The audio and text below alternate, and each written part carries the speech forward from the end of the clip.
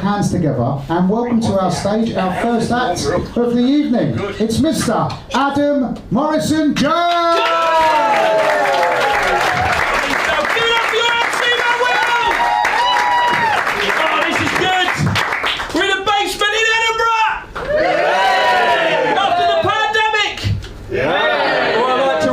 It's a gap year. Because I never had money to go and find myself. I weren't like you. I did have 10 grand to go to India. To work out I was really just a bit of a bell end. It's a weird one. I've been doing this nonsense for 10 years now. I started out in a place called Pontin's Canberra Sands. Anyone been there? Yeah. The excitement in your voice, that was incredible. Yeah, I've been there. I'm still having flashbacks. To explain Pontin's Canberra Sands, imagine Disneyland with all the fun and excitement sucked out. I turned up on that first day, my boss said to me, Adam, be careful, your chalet's haunted. What self-respecting ghost haunts a chalet in Pontin's Canberra Sands? I remember I phoned me nan because she was closer to God. And she said, what you need, son, is a Luigi board. So I want to get rid of it, not play fucking Mario Kart with it. Different times, and I remember it was the first time I ever MC'd. It was on the 90s Weekender. Who's your favourite 90s band of all time ever, fella? There was a look of fear in his eyes, Ed. Thinking of all the 90s bands, but not one coming to your head. S Club 7! S Club 7! Well, we had S Club 7 that night.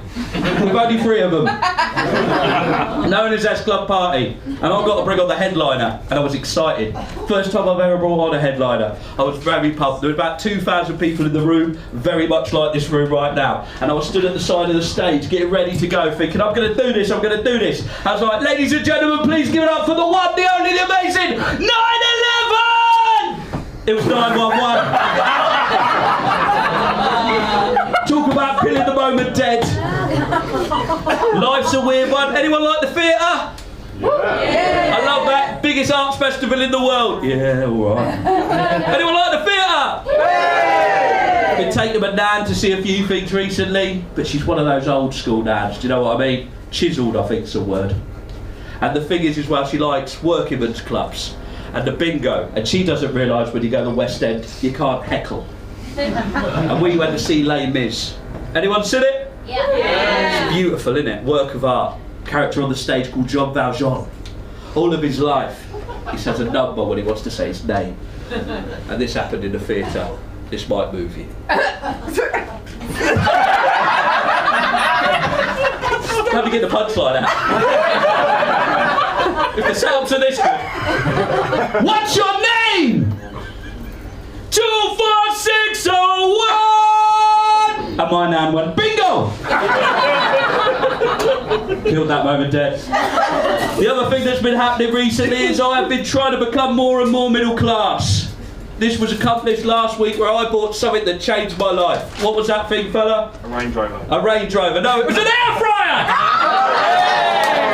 There we go. That bloke in the middle lost his shit. The look on his face right now. Yeah, I've never seen anyone that excited about anything. Air fryer. What do you cook in your air fryer, fella? Everything. Everything. You by the looks of it, everything. Things that don't need cooking. Shoes, socks, family heirlooms. Oh no. Anything in particular like cooking in the air fryer? Fish and chips. Fish and chips. I love that. Chips. Yeah. Good fish and chips in the air fryer. Any other recipes? No, like that. We've got the air fryer. We can cook anything in the world, but we still come with fish and chips. Let's not stray. But when you get the air fryer, you get it home and put it on the side. It's like a new member of the family. And if you one day you'll roll an air fryer as well. You've got it.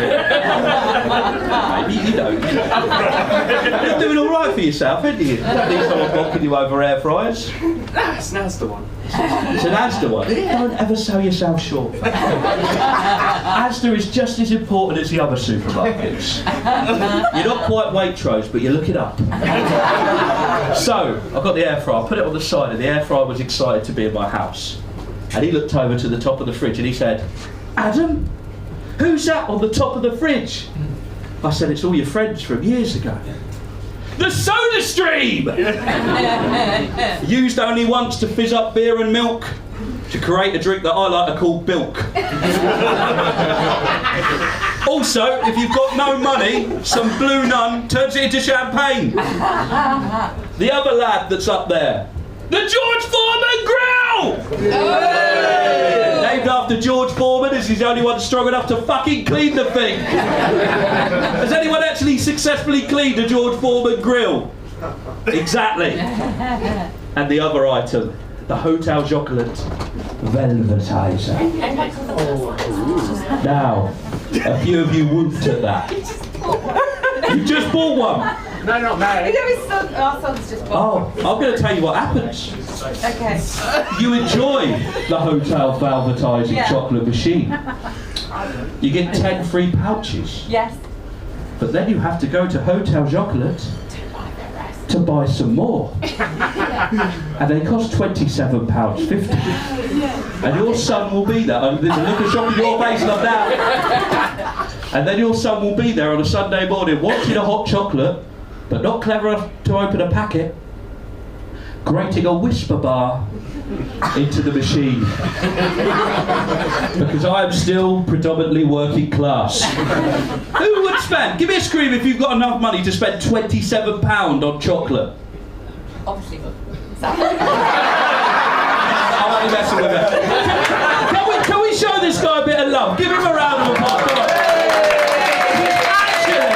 He's actually making a difference. And we've got the worst working class thing. You're doing well for yourself. What a cunt. You're not. You're a good person. And we all love you. The other thing that happens in life is where you grow older. I hit 35 recently. Any other 35-year-olds? I wish. It's weird. Your emotions go all over the place. I'm a lot more upset at the moment. I went into Boots the other day. Woman behind the till said, "Have you found everything you're looking for?" And I just burst into tears. But the other thing is, well, in your 30s, you get to watch your mates have breakdowns. Have you ever witnessed this yet?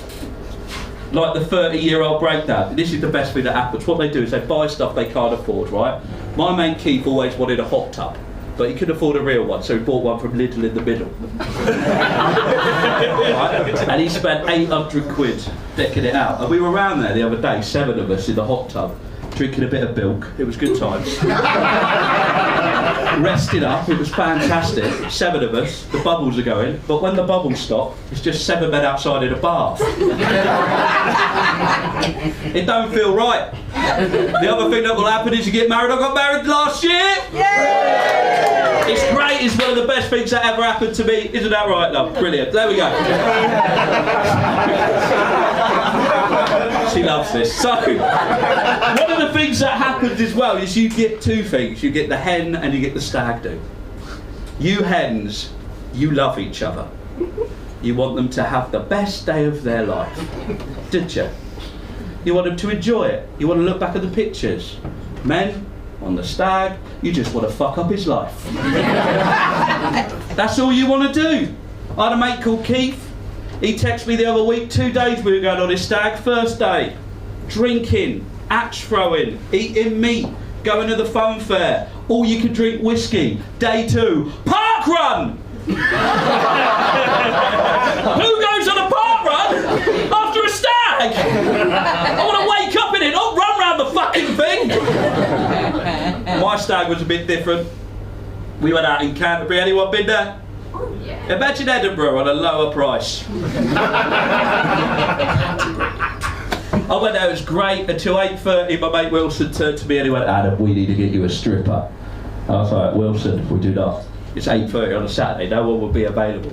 He phoned up an entertainment agent and they said, "Sorry, we can't afford it. You can't afford the stripper." She just said, "Don't get him a stripper for their stag." They're engaged. No, you're engaged! You're a round of applause! You think it's just come here for tits? Shall we have a whip round? She said, "Don't get him a stripper." I went, "Don't worry, I can't afford it." Oh mate, you can afford it. If I've learned anything over the last few years, what happened was, right, the agency weirdly didn't have a stripper available on a Saturday night, but said this line, and I quote, "Sorry, we don't have any strippers, but there is a magician available." It's the wrong type of rabbit! But luckily at 10:30 they phoned back and said, "We've got a stripper, she's been turned away from her last 2 gigs and she's available and she's only 50 quid." Then she turned up, and what happened was like the most demoralising time of my life. I was stripped naked and hit with paddles for 10 minutes whilst all my mates laughed at me, and I thought, it can't get much worse than this. Oh, but it can. At that point she pulled out a Choppy Chops lolly. A lovely Choppy Chops lolly, and I thought, ooh, hopefully she just wants a nice little treat. And she started licking it. Oh, no. Oh, exactly. Rubbing it in the belly button, and then put it in the bottom belly button. It went in like a unicorn, it came out like Voldemort. She then looked at me, just where you were sat, fella, looked me in the eye and went, "Lick it!" And I said, "Click it quick as a flash, I'm diabetic."